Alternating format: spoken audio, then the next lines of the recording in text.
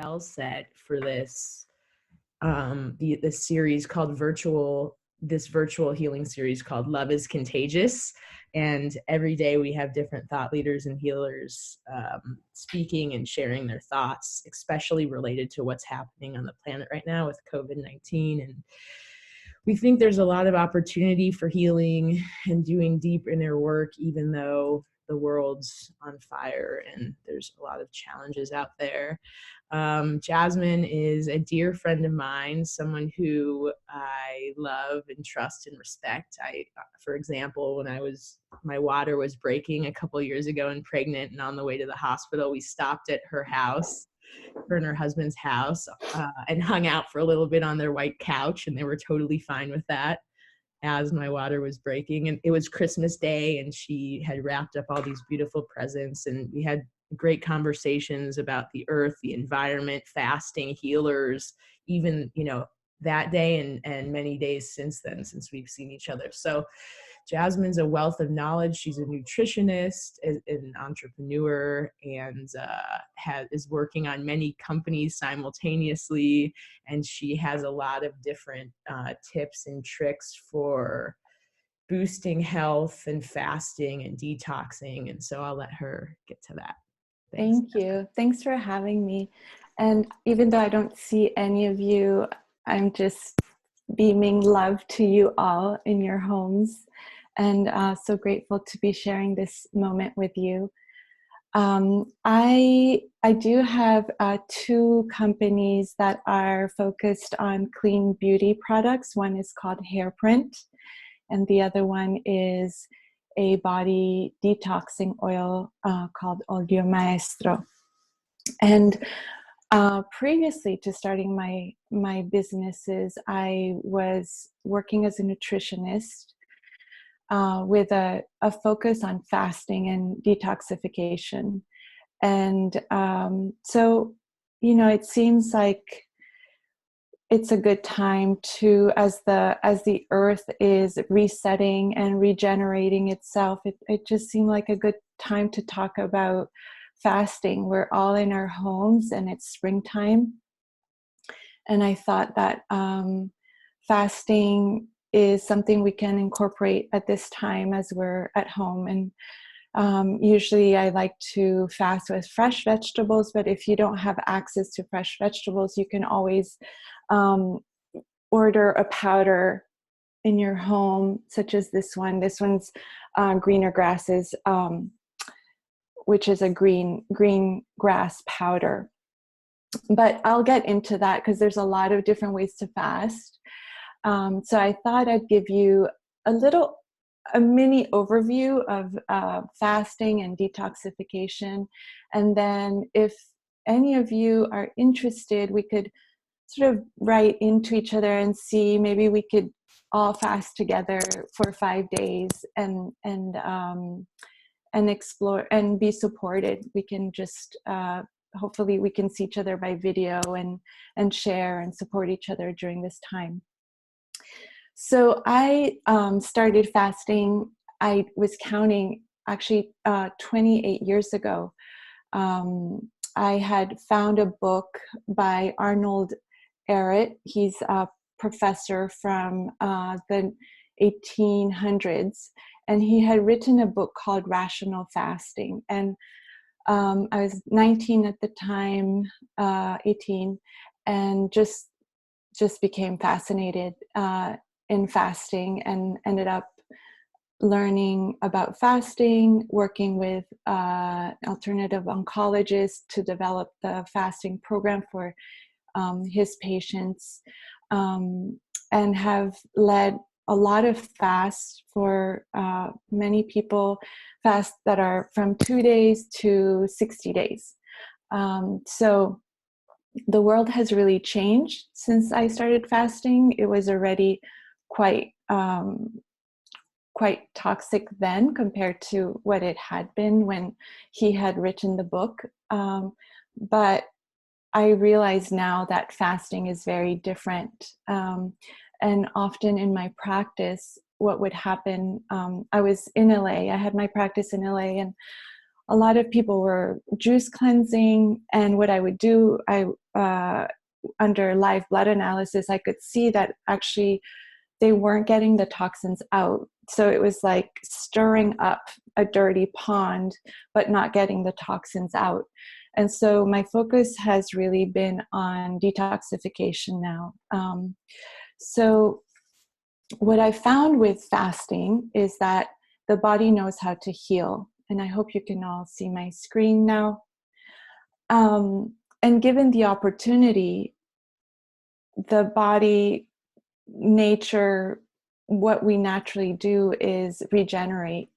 So in this time of a great reset for the environment, there's also an opportunity for resetting our body and giving it a little bit of rest, which also boosts the immune system. So there's a lot of reasons to fast, and depending on how long you choose to fast and what type of fast you do, which we will go over the different fasts that are out there. Fasting was not as popular when I first started, but there's a lot of talk about intermittent fasting, and you'll see different fasts do different things. But you might want to fast to lose weight. You might want to fast because you have a bacterial overgrowth that you're trying to reverse. You might want to get fat adapted, so burning fat instead of glucose. You might want it for mental clarity, for spiritual reasons. Fasting can be great to break a sugar addiction, to reverse inflammation. My mom, some years ago, many years ago now, she had high blood pressure, and she started a detoxing lifestyle, and without any medication was able to lower her blood pressure. So there's lots of reasons to fast. And my focus is fasting for detoxification. And the reason is that all the pesticides and phthalates and glyphosate and heavy metals that are in the air, in the food, in the water, in our own homes, are really creating a body burden. And the body naturally detoxifies.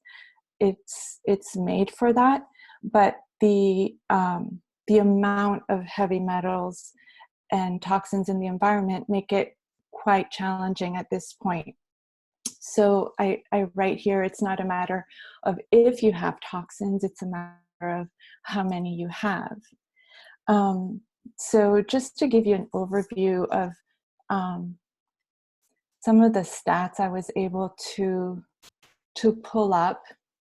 So there's 144,000 man-made chemicals in existence today, and very few, only 2% have been tested, and a lot of them are carcinogenic.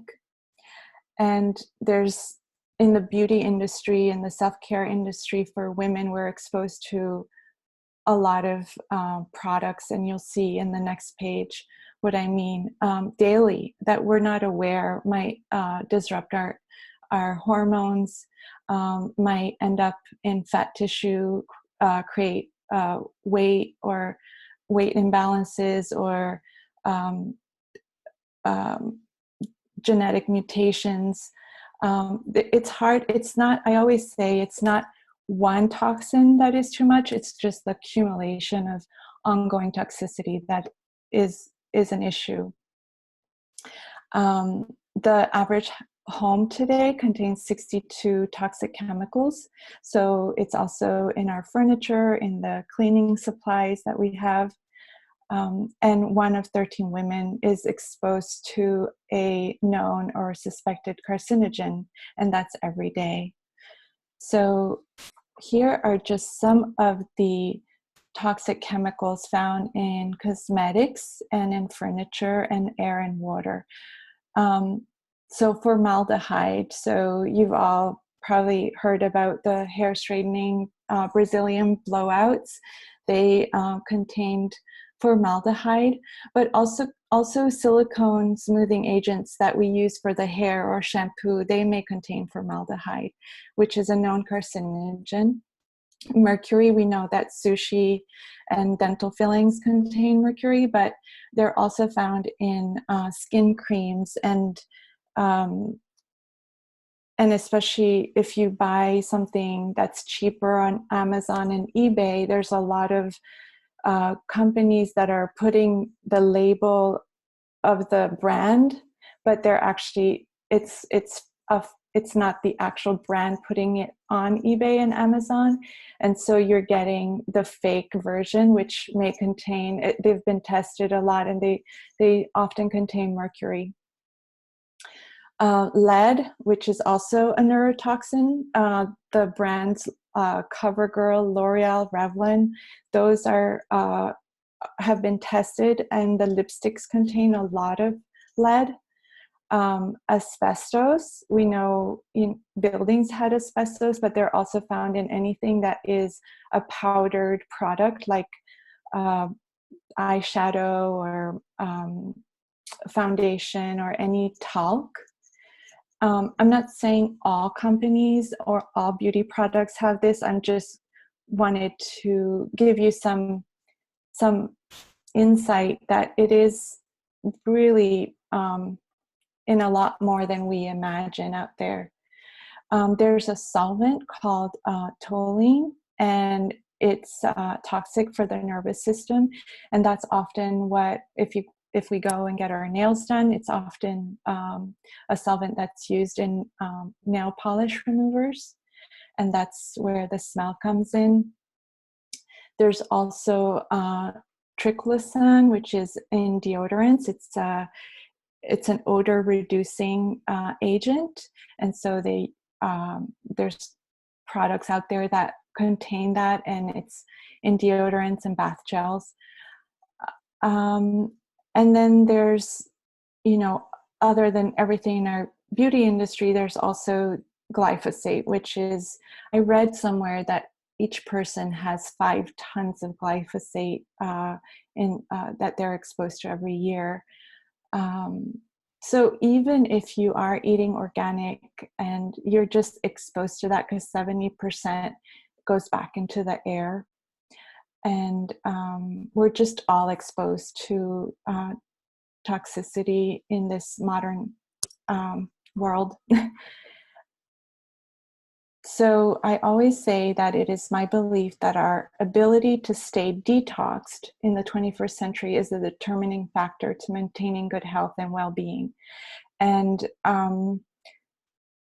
there's just a lot more cancer. There's just a lot more issues with weight. And so I just find that it's one of those things that you don't link to any one thing, one moment in time.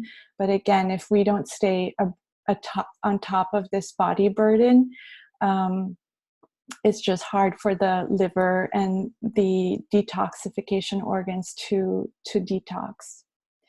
So what I propose is really fasting as a lifestyle. And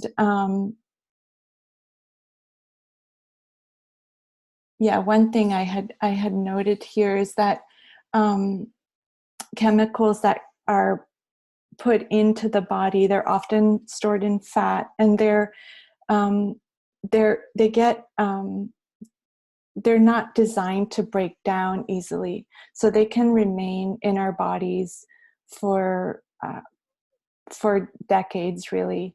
And in live blood analysis and dry blood analysis, you really see these toxins in different organs. And so it's really important that we learn to detoxify in a way that is safe, so we don't suddenly just get all the toxins out at once. There's an order. And if we do end up doing a fasting protocol together, we can work on each organ one at a time and see how to detoxify in a safe manner.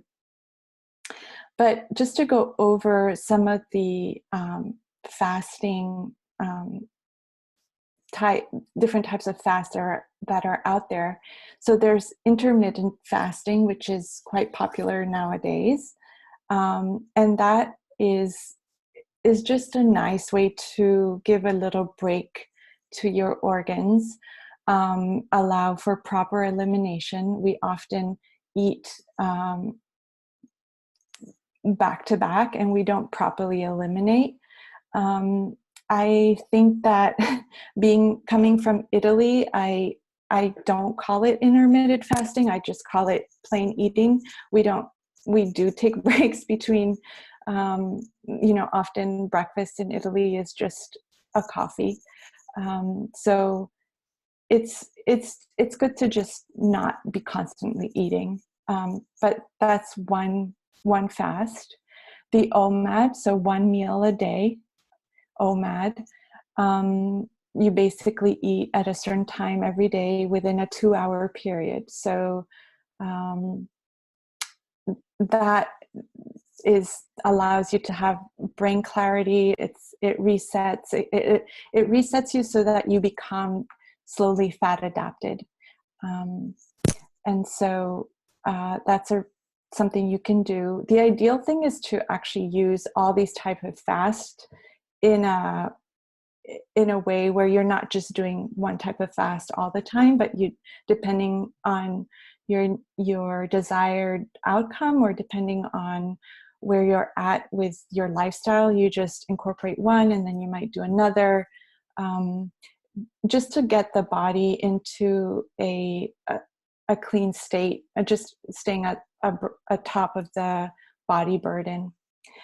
The third fast that I love is the green juice fast. So that includes no fruit. I never recommend using fruit in your fasting, and because it's like having an IV of sugar right up your veins, and sugar will create inflammation, and it will spike and lower blood sugar levels. So I really recommend a green juice fast with cucumbers, celery, parsley, cilantro. The herbs are really great. Cilantro is great to actually chelate heavy metals. And parsley has a lot of vitamin C, so it's great for this time. So green juice fasting, it's like giving information to the body. So you're able to decrease inflammation, to balance the blood sugar, and it starts putting you into a state of autolysis or autophagy, depending on how long you do it. Autophagy, as you may have heard that term, how many of you have heard about autophagy, or how many of you have fasted? Or if people just want to comment in the text box or raise their hand, that would be great. Sarah says she has fasted both. She's heard of it, and she has fasted. Kim is raising her hand. And hang on. Let's answer. Kim, you are able to speak now. You should be. Kathy hasn't heard of it. Cindy has heard of both. Let's see. And Kim, I unmuted. I'll just keep going, and then you guys can type in, and Talia, you can let me know if there's comments or questions. Just want to make sure I'm staying on point and being of service to all of you. Yeah, let us know if you have questions as we're going. But autophagy is basically, or autolysis, it's when I learned about fasting with Dr. Gabriel Cousins, we used to call it autolysis. It's the self-eating mechanism of the cells. When we give the body a break, the body will go and basically clean house. And so it cleans up any misfolded proteins, anything that has stayed stuck in our system, toxins, anything that the body can get rid of faster, it will eliminate. And you kind of feel it. It usually kicks in. There's a lot of controversy on when autolysis or autophagy starts. And from what I experienced and what my teachers shared with me is that it really doesn't start until the second or third day in a fast. Water fasting is something I've only done once. I've done hundreds. I don't know how many fasts I've done. I've fasted since a long time. Water fasting is something that I consider to be a spiritual endeavor. And if I were ever to have a diagnosis, I would certainly use that as a tool for healing. It's very powerful. It activates autophagy.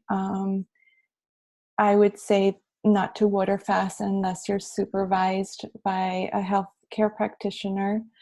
And you want to sort of build up to it and do it in the right setting. So in a quiet environment with true intention. Dry fasting has become a little bit of a trend I'm noticing on YouTube. It's a hard fast. It will give you rapid weight loss, but it's even harder than water fasting. And so I would be very careful with that kind of fast. There's something called juice feasting, which is what I used to do with clients that had a diagnosis of cancer or something else. So juice feasting is a longer fast. It is usually 30 days or longer, and it involves having chlorella in it and bee products, bee pollen, and some oils. But you're basically doing green juices and once in a while a little bit of grapefruit, bee pollen, and a little bit of hemp oil in your juice. So to just keep the calories up and not to slow down the metabolism, because you are fasting for a longer period of time. But it is incredibly nourishing. Nowadays people are fasting with coffee, which is you're giving information to the body when you fast. So when you're considering that, if you consider that green juice has all the vitamins and minerals and enzymes and is a structured water, it has a molecular structure that penetrates and hydrates the cell. You're better off doing a juice fast or feast with green juice and not have coffee, actually. And then I put this because cleanses are a way to sort of fast. It's in Ayurveda, they've had herbs and mung beans, and they do that as healing protocols. You can also fast with broths. It's not going to put you in autolysis or autophagy. And also your ketone bodies may not, you may not become fat adapted as easily, but if it's your first time fasting, it's a way to start fasting and support your system. I mean, if you do bone broths and things, you'll have a lot of collagen coming into your body. You'll heal the gut. You'll notice that in your skin. You'll feed the microbiome. So it is a good fast. And we can talk about how to measure ketones later on if you're interested. So those are the different types of fasts. Now, how long should somebody fast? I sort of went over this a little bit, but at 13 hours, so when you stop eating and at 13 hours, you start seeing a little bit of activation of the growth hormone. So that slows down the aging process and you start tapping into the fat stores. At 16 hours, you start getting a mild detoxification. But really, to kick in the autophagy, the real healing power of a fast, then you want to go 2 days or more. And there's a whole protocol that I'll share with you, so you can do it on your own, or we could do it together. One question we have from Yvonne asked, what is a dry fast? Oh, yeah. Thanks for asking. A dry fast, Yvonne, is it's just as it sounds. It's just no water, no food, no juice, nothing. It's very hard on the body. I also have to say that I've had a lot of people doing a ketogenic diet and have been fasting, intermittent fasting. And what I'm going to share with you here, the protocol I'll share with you in a few minutes, is something that's been tried and tested for so many years.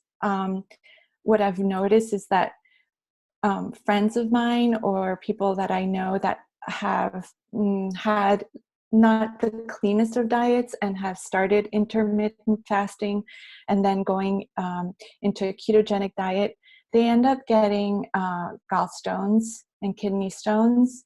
And one friend had to get operated on. So you want to fast as a lifestyle, but it's something that you do with intention and mindfulness.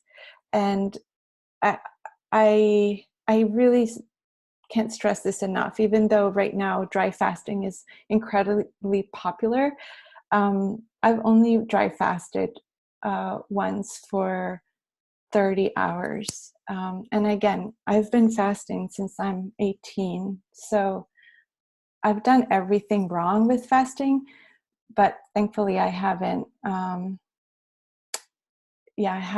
dry fasting in that way. So Sil says, can you review 1 meal a day fasting again quickly? Yeah. So the difference between the intermittent fasting and the OMAD, the 1 meal a day. So intermittent fasting would be, say you have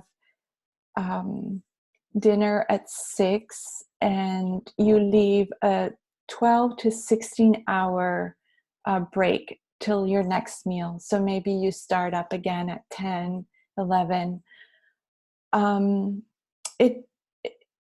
As women, men and women are different physically. And, you know, a lot of people suggest that women do better intermittent fasting after 12 hours, breaking their fast after 12 hours.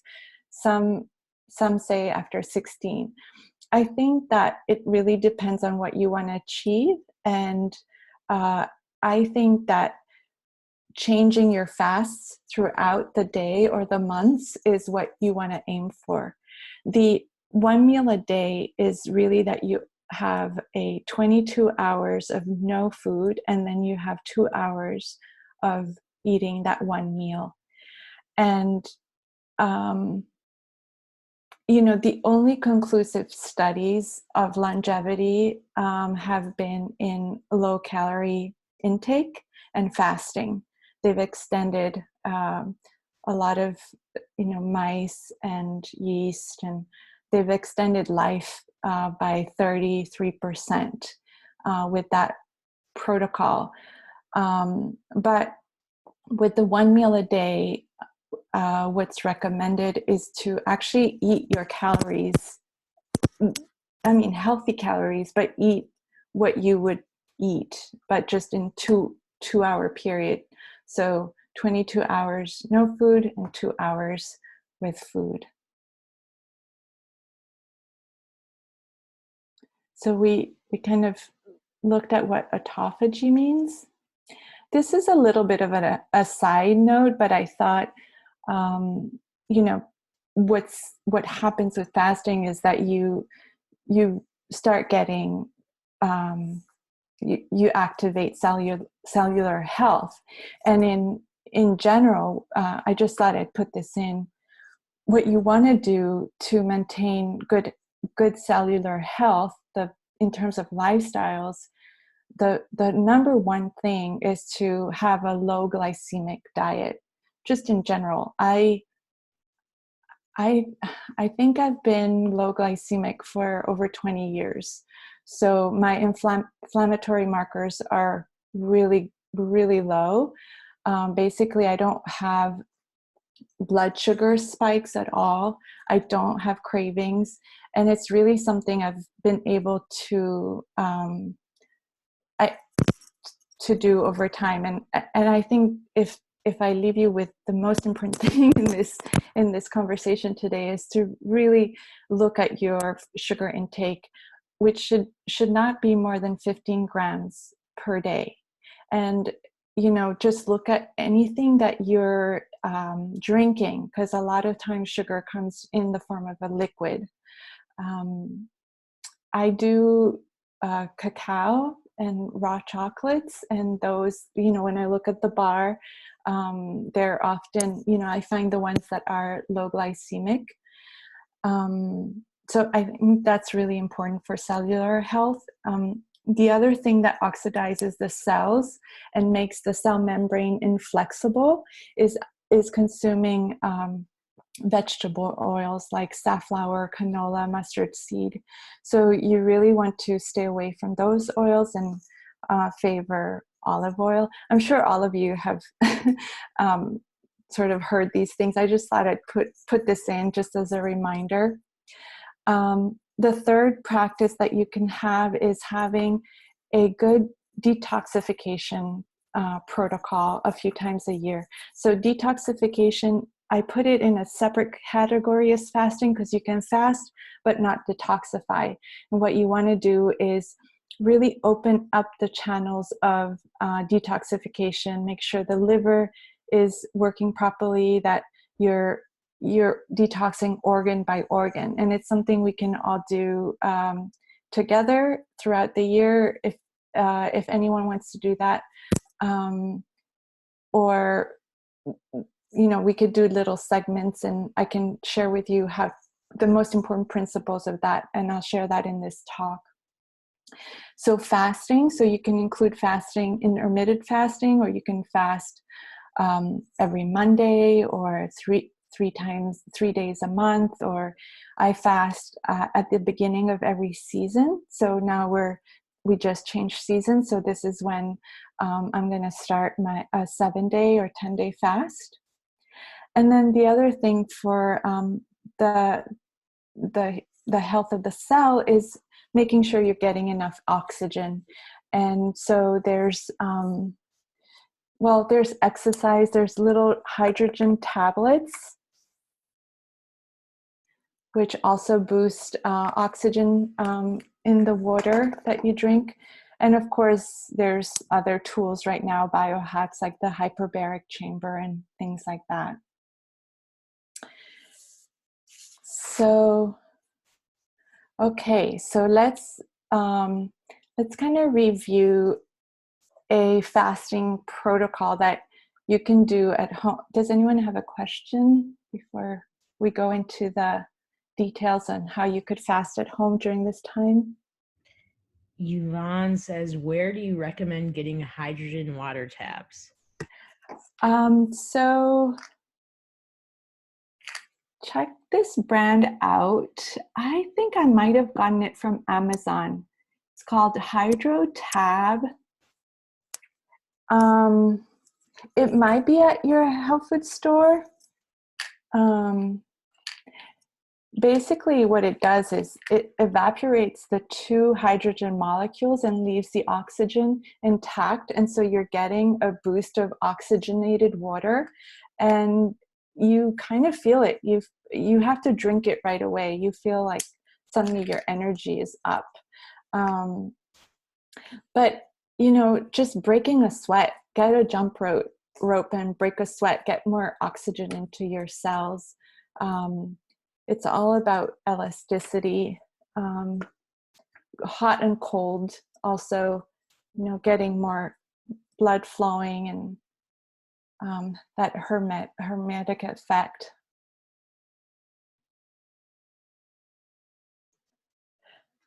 So I'll just, and you can interrupt me, Talia, whenever. I'm just gonna just give everyone a little overview of the practices and what I find really important to fast in a way that really supports the body.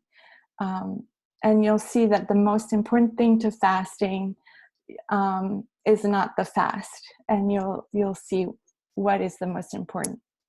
But just to overview, the thing you want to do is really prepare yourself, maybe before the fast. So depending on the lifestyle and your eating habits,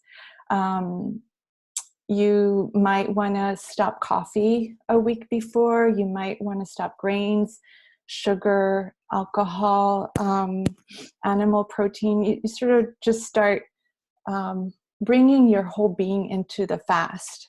And if you stop these things prior, it's going to be a little bit easier during the fast. So I've shared with you that I have fasted with the same protocol or different protocols for years, and I've never had a fast that was the same. Sometimes I fast and it's so easy breezy. I think I could go on forever. And sometimes it's just the hardest thing. And you just never know. Sometimes you get a headache, sometimes you don't. Sometimes you're filled with energy and you're up at 3 o'clock in the morning with creativity, and sometimes you just can't get out of bed. So just know that every fast is different.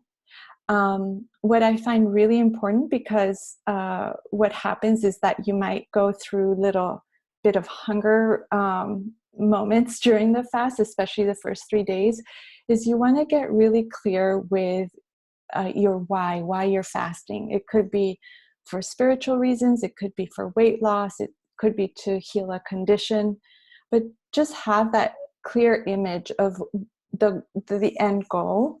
And that will be really important in the times when you're having like a healing crisis, or which you may or may not have, or you're feeling hungry and you just want to go to the fridge and just break the fast. So having that why will really help you. And then preparing your physical space. So choosing, am I going to watch TV while I'm fasting, or am I going to do something else, read? Just set it up so that you're kind of creating that space, that vortex of fasting. You might get hungry, so emptying your cabinets of cookies or snacks or something that's tempting you, that can really be helpful. And then the prepping to take the toxins out of the body. So this is really important, and a lot of people don't do this. So this is a metabolic enzyme, and this is a brand that I really like, Vitalzyme. I got these, I believe I got them from the company. If you see this name, you'll find it. It's also on Amazon. So this will activate or speed up the process of cleansing of the cells, and it's almost like the helping hand to autophagy. So it would allow you to start detoxing all the misfolded proteins and the heavy metals that are in your body. It just helps you cleanse out. And as an aside, I don't know how many men or women are here, but it doesn't matter. But this is, to me, is the beauty pill of all time, because when I fast and I take this, I just immediately notice the white of my eyes, the sclera, becomes really bright. My skin is just glowing, and it happens with fasting, but when you pair it with this, it just goes so much faster. So I recommend taking 2 to 5 of these a day. unless you, you just, I don't know any of you personally, so it is a blood thinner. So you just want to make sure you're not taking anything else that would add to that. So metabolic enzymes are really important. The other thing that's really important for this kind of fast that I'm sharing with you today is taking chlorella. So chlorella is an algae, and there's 2 brands. You want the cracked open chlorella, which is easy to assimilate. These are 2 brands I like, Dr. Mercola's, and also sun chlorella. So chlorella will allow you, I take it in the powdered form, so it will allow your body to receive that chlorophyll that cleanses the blood, but it will also give you a little bit of protein in a bioavailable form, so your metabolism won't slow down. The other thing that I do is I activate my lymphatic system. So skin brushing every day. These are things that are like must do during a fast. And in my opinion, you just want to activate detoxification. I'll show you if we're ever on a call again together. I have slides of people's live blood analysis, so I can show you somebody that fasted with these tools and ones without, and the outcome. You can just see the heavy metals being just brought deeper into the tissues and not being eliminated. So that is not serving you in the long term. So dry brushing, you use it on your skin from feet up to the heart and from arms up to the heart.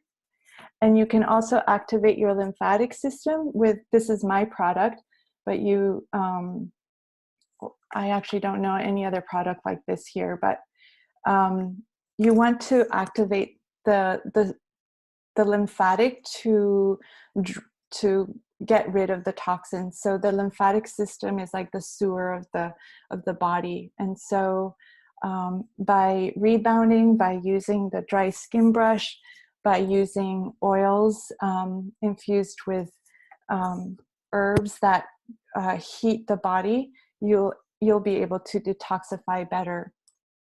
The other thing you want to do is a little bit of oil swishing in the morning. For the bacteria is going to start to release through your mouth. So you put a little bit of oil and swish and spit it out after 10 minutes. And you can use either a tongue scraper or just a spoon and get the bacteria out. The other thing that the main thing you're going to want to do is this. This is the famous enema bucket. And what I really recommend is that anyone that is fasting for any period longer than 3 days and even less, they do a coffee enema. And so I don't know if I should get into this now, Talia, or maybe at the end if people are still interested. Or maybe some of you already know about it. Well, let's see what people are interested in. Sarah says yes. Yes, I want to hear. Okay. And all right. It says sure. Okay. So have any of you done a coffee enema, or is this completely news to you? Espresso up your butt?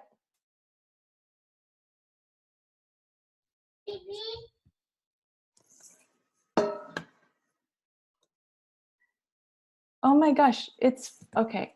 I'm going to keep going here because I want to get through this presentation. I will get back to this actually because I don't know. I know there's a time constraint, Talia. Yeah. Okay. I'll explain. Talk about it at the end. Yes. Yeah. So But basically, just to be really clear, I say to detoxification, to fasting, just think of the 3 P's: pee, poo, and perspiration. And the coffee enema is part of the poo. So what to expect? What to expect is that you might have palpitations, you might have bursts of energy, you might feel incredibly attuned to the vibrations of the earth. You might get a flu-like symptom if you're detoxing. And so the one thing that I strongly recommend is that if any of these symptoms come on, what you want to do is just keep flooding the body with green juices. Don't drink less, don't stop, just keep flooding it. It should get removed. And if it doesn't, a coffee enema always helps.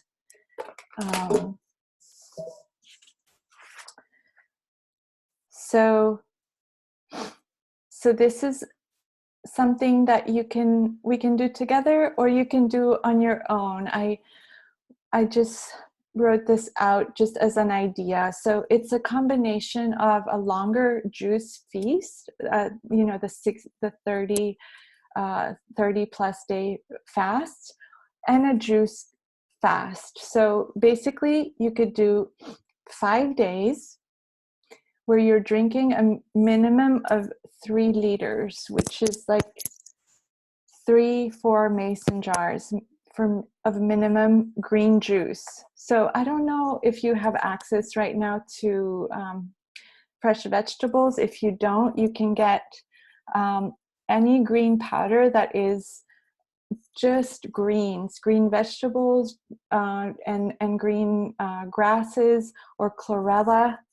Chlorella is something you can do the fasting with. And you can also drink depurative teas, which are nettle, fennel, and dandelion. These teas will kind of get all the water weight out. You'll lose pounds really quickly with those teas. So just keep sipping on that. Definitely one of the mason jars should be of chlorella, because chlorella is a binder. So it will allow you to expel any of the toxins through your colon, and as well as give information to the cells, bring oxygen to the cells and chlorophyll to the cells. You want to break a sweat every day. So depending on how much energy you have, you can just have a high interval, a mild high interval session, 5 minutes, or you can go in a cold shower and a hot shower, cold shower, hot shower. You can take a hot bath if you're low energy that day. You can go on a walk. Just try and sweat. And if you have access to an infrared sauna, that is one of the best ways to detoxify. Get enough sleep. That's going to be really important.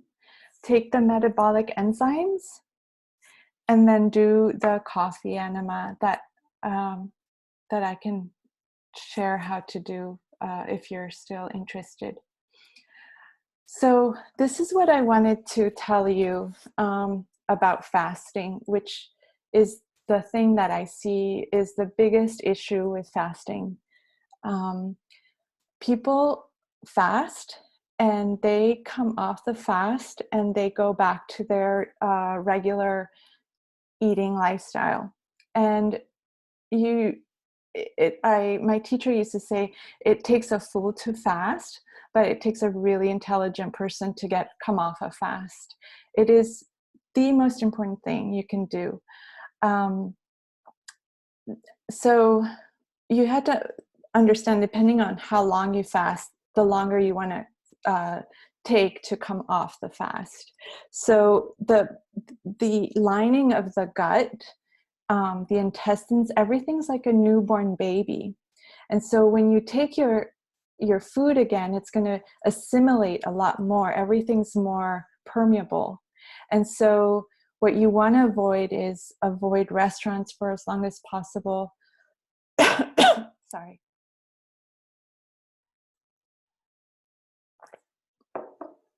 Avoid eating sweet things for as long as possible.